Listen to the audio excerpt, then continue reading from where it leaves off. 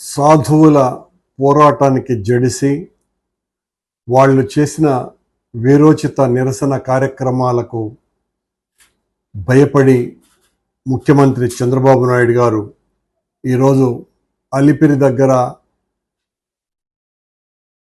Mumtaz hotel నిర్మాణానికి తాను ఇచ్చినటువంటి అనుమతుల్ని రద్దు చేయటాన్ని ఆహ్వానిస్తున్నాం. మనం కాళ్ళు పట్టుకొని పూజించేటువంటి సాధువులని మెడలు పట్టి గెంటి వేసి కొండ మీద నుంచి అత్యంత దారుణంగా వ్యవహరించిన తరువాత దేశమంతా కూడా సాధువులు ఒక్కటవుతున్నటువంటి పరిస్థితులలో ఈ కూటమి ప్రభుత్వం మాటలలో ధర్మాన్ని పరిరక్షించటం అనే నినాదం మాత్రమే తప్ప ఆచరణలో హిందూ ధర్మానికి పూర్తిగా వ్యతిరేకంగా వ్యవహరిస్తున్నది అని మొత్తం హిందువులంతా కూడా పెద్ద ఎత్తున ఆందోళన పడుతూ దీన్ని సాధు పుంగవులంతా కాషాయాంబరదారులంతా ఒక్కటై కూటమి ప్రభుత్వం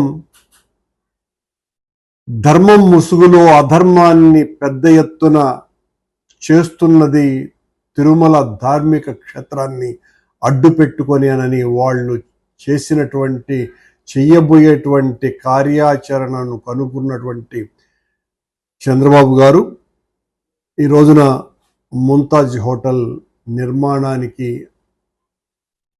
అనుమతులు రద్దు చేస్తానని చెప్పటం మంచి పరిణామం.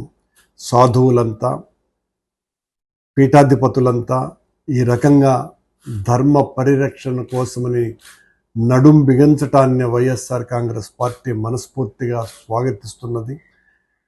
మీరు చేసేటువంటి ధర్మ పోరాటంలో వైఎస్ఆర్ కాంగ్రెస్ పార్టీ ఎల్లవేళలా అండగా నిలుస్తుందని ముకుళిత హస్తాలతో ప్రార్థిస్తూ మీరు చేసినటువంటి ఆందోళన అజరామరమైనటువంటిది.